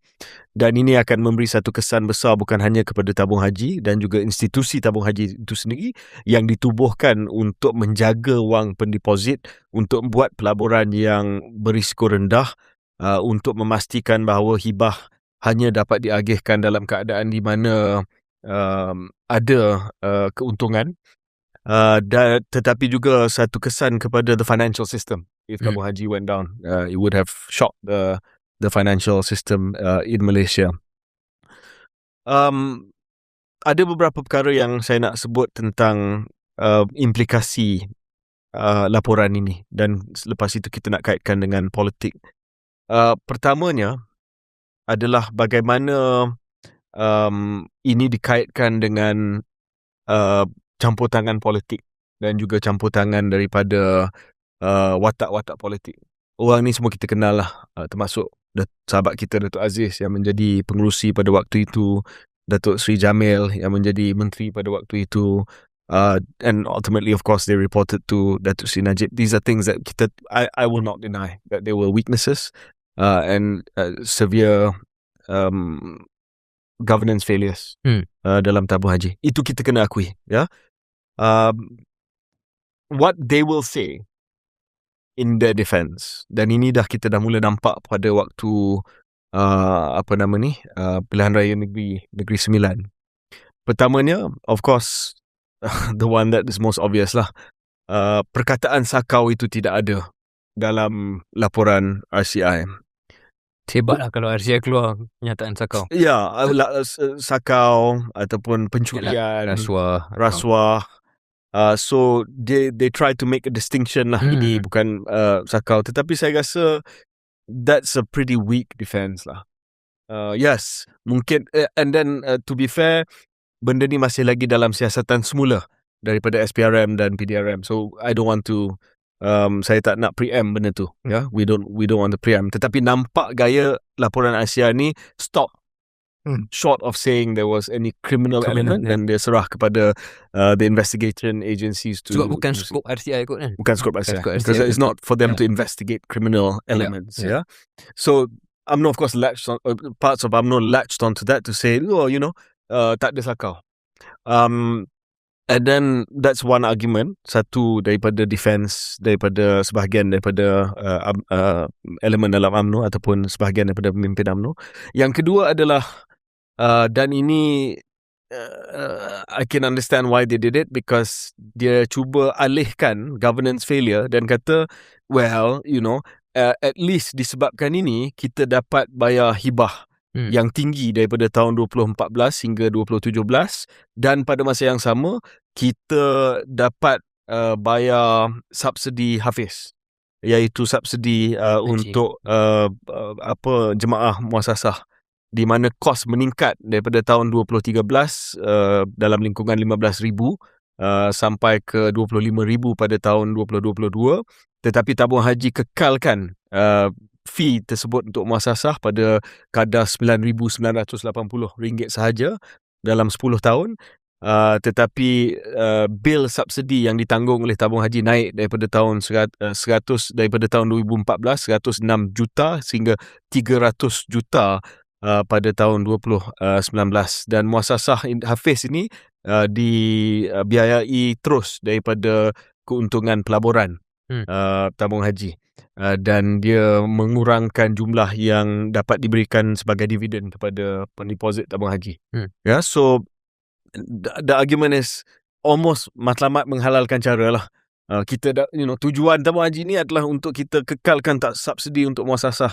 Tujuan tabung haji adalah untuk kita bagi hibah kepada pendeposit ni. Kalau kita buat sedikit they would not even call it creative accounting lah, but tafsiran accounting, dan tak apalah, sebab itu tafsiran management berkaitan dengan apa yang dianggap sebagai the asset value, bukannya audited asset tetapi realizable asset value. Bagi pandangan saya secara peribadi, saya rasa this falls short of what I would like to see lah. Dan ini adalah perbezaan antara UMNO yang kita cakap tentang tadi dan UMNO yang reform. I think the reform UMNO, that and to be fair, Syaril, I don't expect them to take my view during an election campaign. You couldn't take this view during the Negeri Sembilan election campaign, because you're almost admitting weakness and fault. So but what I would like to see now, mungkin menjelang PAU dan sebagainya, adalah untuk kita kata, okay, fine, mungkin untuk election campaign kita cakap, okay, kita terpaksa cakap tak ada sakau, kita bagi hibah yang lebih, kita kekalkan subsidi Hafiz untuk muasasah dan sebagainya. Tetapi now I think it's time to be honest about it and say there were governance failures.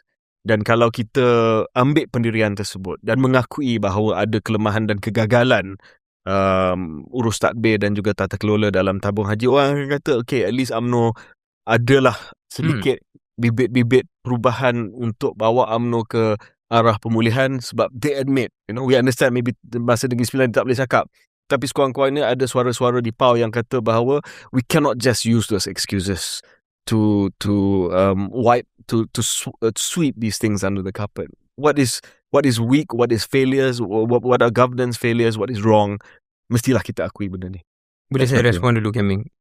Saya harap KJ betul lah, iaitu ada rakan-rakan KJ dalam UMNO yang bersependapat bahawa ini sebenarnya peluang kepada parti UMNO sewaktu tengah menang gelombang cantik untuk menunjukkan kematangan dan kesediaan untuk rendah diri, menginsafi segala kekurangan. Bukannya mengambil gelombang sedia ada ni sebagai satu bukti bahawa tak perlu reform dan tak perlu minta maaf, tak perlu perbaiki diri, hanya sekadar retorika biasa kerana penyatuan Melayu dan segalanya sudah mencukupi. Kerana satu soal kelestarian momentum politik, anda sentiasa kena aware benda ni boleh reverse balik. Jadi bila ada peluang untuk improve, macam mana kita kritik PMX tadi lah, bila ada peluang untuk buat benda yang elok, anda tak buat, the world or God has a way of punishing you. Jadi jangan lepaskan peluang yang ada. Kedua, lebih daripada politik, macam saya sebut tadi lah, ini institusi yang penting dan ada sebab kenapa Akta Tabung Haji secara jelas mengatakan anda perlu aset lebih daripada liability dan keuntungan kena ada pada tahun itu, bukan hanya sekadar halangan teknikal, tapi disebabkan institusi tabung haji ni semuanya, hibahnya, subsidi hajinya, Hafiz tu, semuanya datang daripada sumber yang sama, iaitu kemampuan pulangan pelaburan. Jadi setiap ringgit yang anda main game ini akan sebenarnya memberi kesan kepada besok tahun depan. Itu yang jadi sampai 2014 sampai 2017 sehingga perlu di bail out pada tahun 2018. Jadi saya nampak itu. Dan keduanya, soal tadi saya sebut soal teknikal. Nak sambung soal teknikal ni, saya juga kesal lah kalau ada dalam UMNO yang masih nak bercakap tentang RAV, Realizable Asset Value ni satu langkah tafsiran yang legitimate, yang sahih. I mean, come on lah.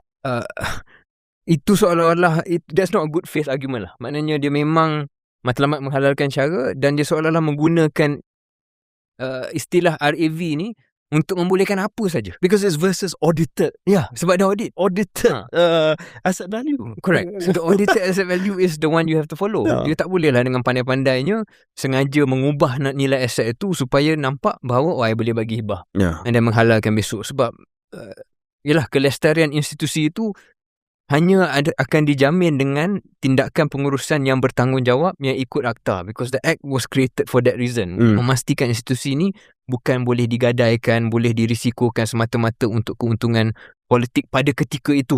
Tunjukkan bahawa subsidi haji kita bagi banyak orang, dah tak betul. Dan last kali saya sebut, dan saya pernah sebut ni waktu kita buat episod pertama kita yang ditaja oleh Case Steak dan Lobster. That was the first time we had. Thank you, Case. We always remember you. We always remember you, Case. Dan saya hari tu pergi makan lagi dengan family. Supporting still them. Still good. Di mana saya ingat saya ulas waktu itu, saya sangat tak selesa apa yang berlaku pada 2018, 2019, di mana retorika dan naratifnya adalah bantai Pakatan Harapan sebab seolah-olah menjarah tabung haji. Semata-mata transfer aset itu kepada UJSB. And then kebetulan Chinese was Minister of Finance, and then Prokhas, which was refashioned into UJSB, was led by a Chinese person at that point in time. So that was dijadikan modal. Dan ialah di situ langsung tidak ada keinsafan daripada institusi UMNO secara keseluruhannya, dan saya pun tak boleh. Saya tak main game itu, but I couldn't speak out lah. Another conversation for another day. Tapi saya sangat tak minat. Saya harap pada tahun 2026, masa dah panjang berlalu, it's all over, 2018 is over, now it's 2026. Saya harap KJ betul lah bahawa ada suara-suara lain yang mahu menunjukkan kepada rakyat bahawa ada benda yang kita boleh belajar dan bukannya UMNO itu sempurna. Okay, saya nak tambah sikit. Saya rasa tidak ada mana-mana parti pun yang mahu kekal sebagai kerajaan yang akan secara terbuka nak menolak apa-apa rancangan untuk membuat reformasi institusi, termasuk UMNO, termasuk BN, termasuk PH. Dan tetapi untuk membuat reformasi institusi yang mungkin memerlukan rancangan yang lebih rumit, yang mungkin susah untuk dijelaskan kepada pemimpin mana-mana parti pun, perlu adanya political willpower. Dan saya masih lagi ingat masa Pak Lam menjadi Perdana Menteri, adanya satu rancangan untuk membuat GLC transformation. Saya rasa KJ pun tahu tentang ni. Dan pada masa itu memang ada reformasi institusi yang telah dilaksanakan, di mana pengaruh politik di GLC itu dikurangkan secara sistematik. Dan apabila perkara seperti ini berlaku, walaupun mungkin ada orang yang mungkin tak dapat jawatan GLC, tak dapat directorship dan sebagainya, mereka mungkin akan protes. Tetapi once the momentum is there, saya rasa tidak ada mana-mana yang berani untuk menyuarakan ketidakpuasan hati. So it goes back to political leadership. Dan pada masa yang sama, saya juga nak mengalirkan perhatian kepada PMX. Saya tak tahu sama ada KJ dan Syariah ingat tak, PMX memberi arahan kepada Ketua Audit Negara untuk membuat audit kepada semua GLC dan juga anak syarikat di bawah GLC. And it is a very massive undertaking. Saya rasa Ketua Audit Negara pun tak ada kemampuan dan juga jawatan yang penuh yang cukup untuk membuat siasatan seperti ini. Datuk Wan Su, bekas TKSU di MITI, sekarang kalau tak silap beliau adalah Ketua Audit Negara. Tetapi apa yang berlaku selepas itu? tidak ada apa-apa yang saya rasa telah diumumkan dari segi reformasi institusi akibat daripada siasatan ataupun audit seperti ini.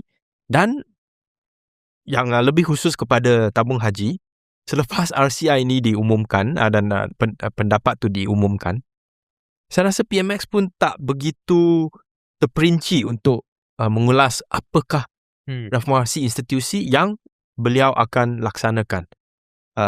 Selain daripada kata okey, ada sakau, ada ni, ada itu, dan juga untuk saya rasa mengaturkan satu hari untuk berdebat di parlimen tentang RCI ini. So it goes back to the political will, it goes back to the rancangan untuk membuat reformasi institusi yang saya rasa boleh diterima oleh semua pihak jikalau political will tu ada. Mungkin saya nak tutup dengan 2 poin lah. Sekali lagi saya nak sebut betapa susahnya sebuah parti politik untuk mengakui kesilapan. Terutamanya bila dalam keadaan yang kuat seperti UMNO pada hari ini. Dan mungkin ada yang tak berapa suka pendirian saya pada episod kali ni sebab dia kata, inilah KJ, patut kita just cakap tentang hibah yang banyak, tentang hafiz yang subsidi yang besar yang kita bagi, tentang tafsiran akaun. Tak payahlah nak acknowledge sebab kita dah kuat sekarang ni. Kalau kita acknowledge nanti mungkin akan menjejaskan peluang kita di Melaka ataupun di PRU nanti. Dan itu pergi terus kepada psikologi politik saya. Sama ada pengakuan kelemahan itu adalah sesuatu yang mendedahkan kelemahan kita sendiri. Whether to acknowledge failure, mengakui kegagalan itu adalah satu kelemahan ataupun boleh dianggap sebagai satu usaha ke arah penambahbaikan yang boleh memberi kekuatan kepada kita. So it depends on how you read the mood of the public. Saya risau selepas Negeri Sembilan dia kata no, they accept our explanation already, no need to go further. Pasal apa KJ cakap pasal benda ni? Tak payah, just stick to the talking points. Sekali lagi dia depart daripada talking point. Tapi saya tak boleh. Yalah, you know me guys, I mean I cannot not say this because that is my hope that UMNO boleh ke arah itu. Boleh mengakui benda tu. Itu pertama. Dan I'd like to hear your views. Should UMNO just double down and just forget about acknowledging anything here, whereas it's clear as daylight that there was failings. Yang kedua, political appointments. I don't know going forward whether it's going to stay or not. PH di bawah kerajaan Madani is not entirely guilt-free. Of course, you can draw the distinction between GLC and Stat Board and things like that, but these are still political appointments, including in DAP. Dan episod kali ni untuk Tamu Haji sekali lagi mencemarkan konsep lantikan politik. It's personal to me because Najib appointed me as chairman of PUNB, Badanan Usahawan Nasional Berhad, bagi pinjaman ratusan juta ringgit pinjaman. And I would like to think that I discharged my role penuh dengan amanah, kerjasama dengan pengurusan, tak pernah campur tangan politik, tak pernah bagi tekanan kepada pengurusan, to show that it is possible to have political appointees who do the right things, especially if they have the right motivation dan dia ada kepakaran dan juga competence untuk buat benda tu. Dan adakah benda ni sekali lagi, sebab bila kita cakap tentang lantikan politik, they will not point to my experience or experiences which were successful.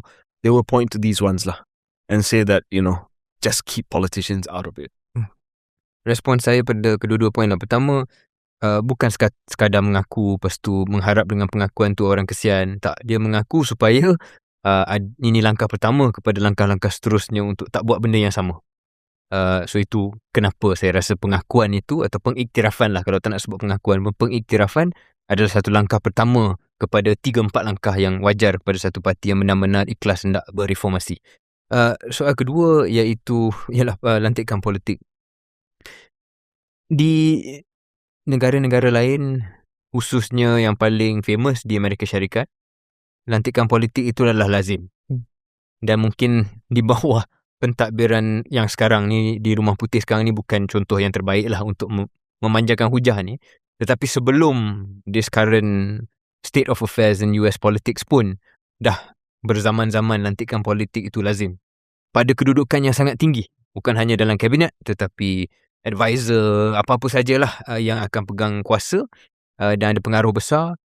Dan ia dibiasakan dan dibolehkan atas sebab ada sesuatu dalam budaya politik dan sistem politik yang memastikan tidak ada penggunaan jawatan itu untuk kepentingan politik ataupun tidak menggunakan jawatan itu untuk merosakkan ataupun merisikokan sesebuah institusi GLC ataupun badan.